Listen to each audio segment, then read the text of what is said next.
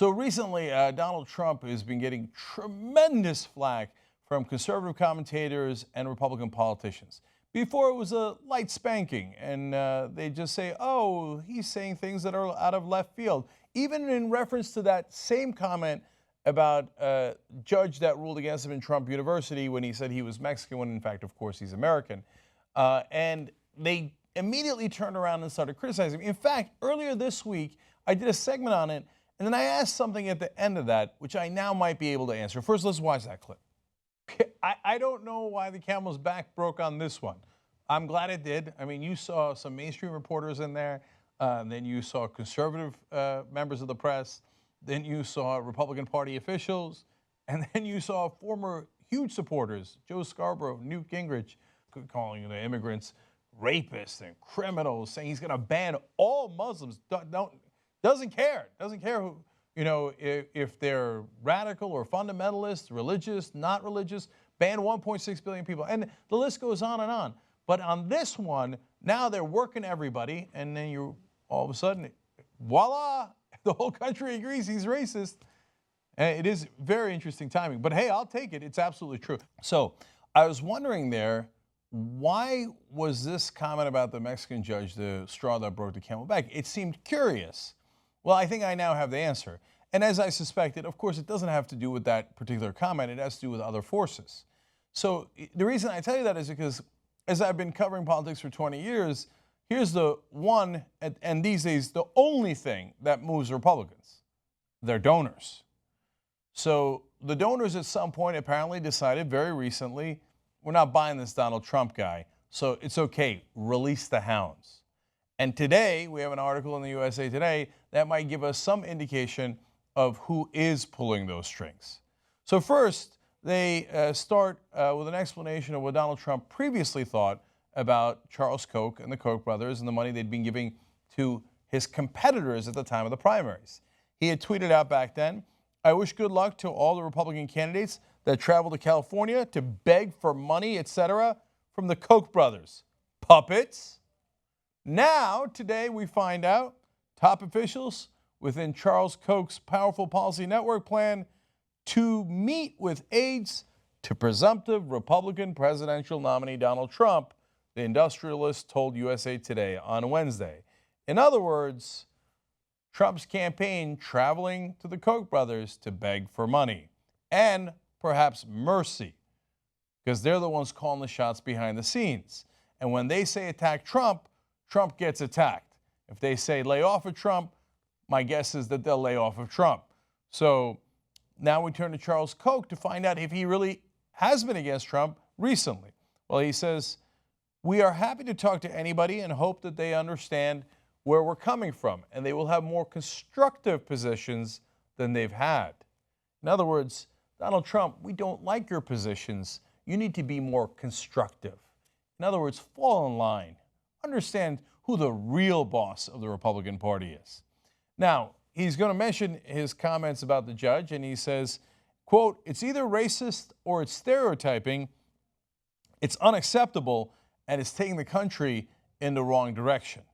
Now, at the end here, I'm going to show you what Charles Koch's real priorities are. But this is him saying, okay, we're going to use this as an opportunity to make you heel, Donald Trump. And how does he do that? Well, he unleashes his attack dogs, not only the Republican politicians that he's bought, and we earlier in the week listed all those for you and showed you video of all of them saying that Donald Trump was now acting as that his comments were textbook racism, according to Paul Ryan, also taking huge amounts of money from the Koch brothers. So now we go to his attack dogs in the press, namely Joe Scarborough. Scarborough's been hitting him day after day after day. Earlier, he said that this is the type of thing that Nazis do. Wow! Today, he did it again. Watch. Hey, Donald, guess what? I'm not going to support you until you get your act together. You're acting like a Bush League loser. You're acting like a racist. You're acting like a bigot. And I'm beginning this to think is you called are. art of the We can't deal. have that. I'm taking my deal off the table, Donald, until you come back to the table and get on the other side of the table and prove to me that you're not a bigot and prove to me that you're not going to take my party down in the ditch. You don't have my endorsement on whether you are going to prove to the Republican Party and me personally that you're not a bigot. No, Donald, you don't get to play it that way. I'm not scared of you, and I'm not scared of the base because they're just as pissed off as me.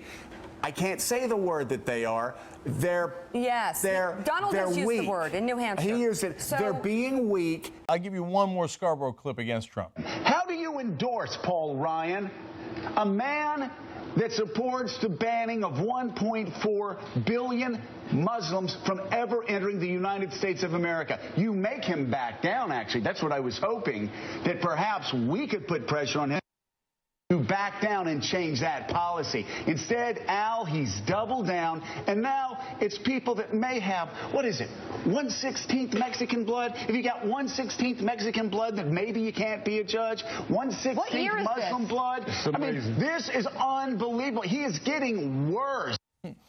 So I've literally got half a dozen of those clips from this week alone where Joe Scarborough is going ballistic on Trump. And by the way, when Trump first proposed the Muslim ban, it's not like Scarborough went ballistic then.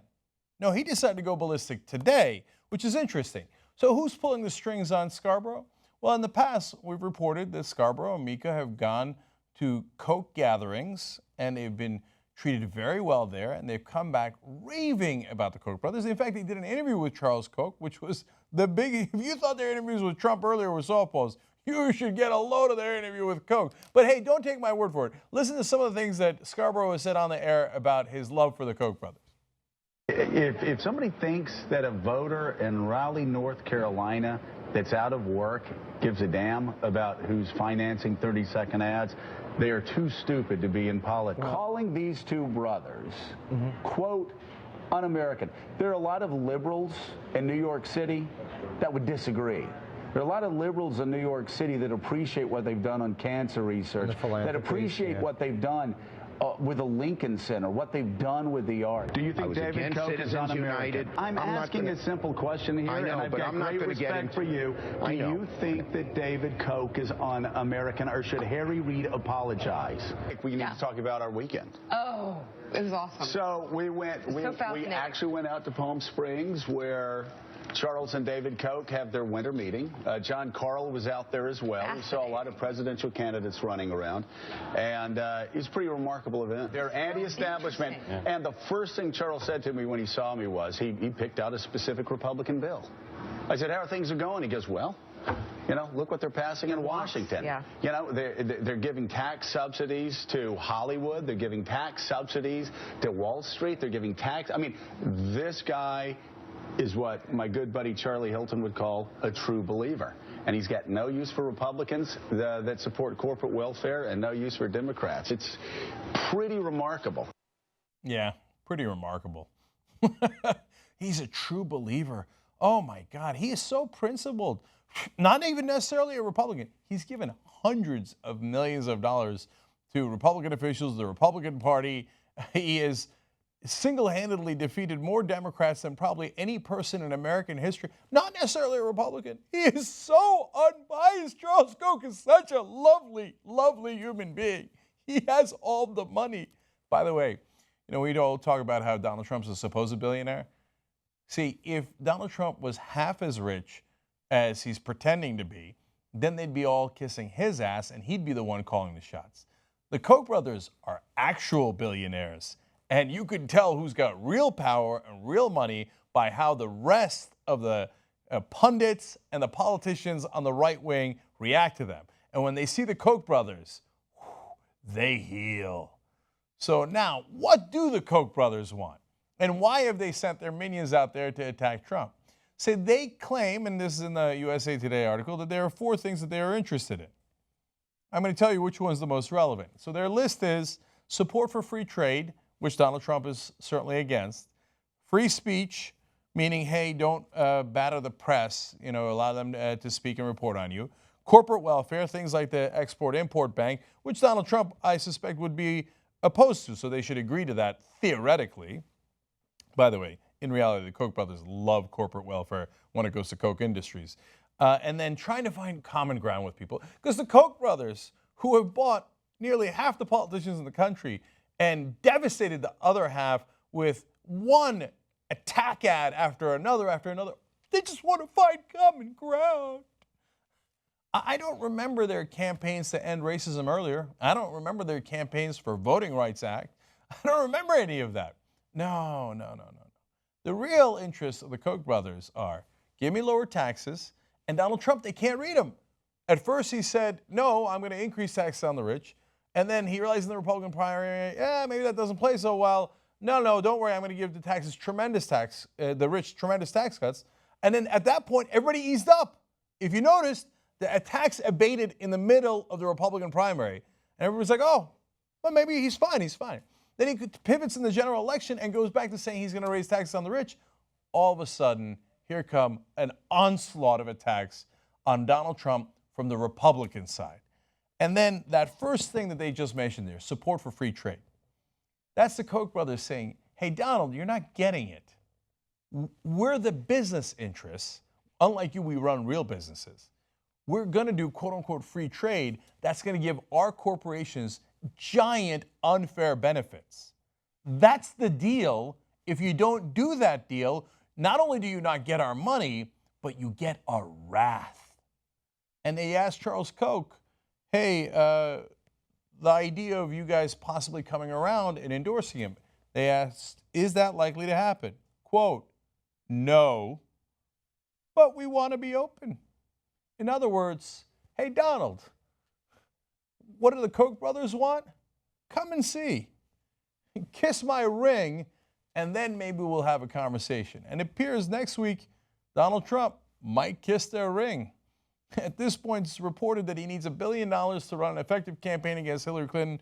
Without the Koch brothers, without these major investors, it looks like, at best, he'll only raise $300 million, which means that he won't be able to run anywhere near the ads that Hillary Clinton will, and he also won't have staff on the ground in important swing states that he needs to win. So there might be a deal to be had here. So we'll keep you up to date.